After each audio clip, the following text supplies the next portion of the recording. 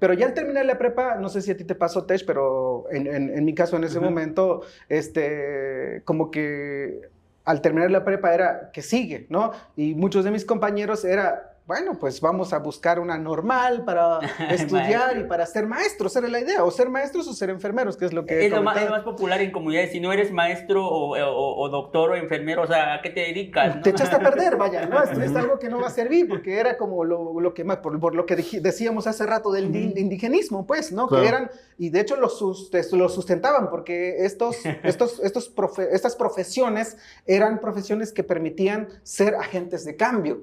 ¿No? Ser alguien Dentro de la importante comunidad. para agentes de cambio dentro de la comunidad. Es decir, agentes que van a aportar elementos para mejorar la forma de vida de una comunidad, ¿no? Pero si estudiabas otra cosa, ¿en qué iba a mejorar tu comunidad? Claro. Sí, ¿No? ese es como un buen punto, ¿no? O sea, a nivel personal también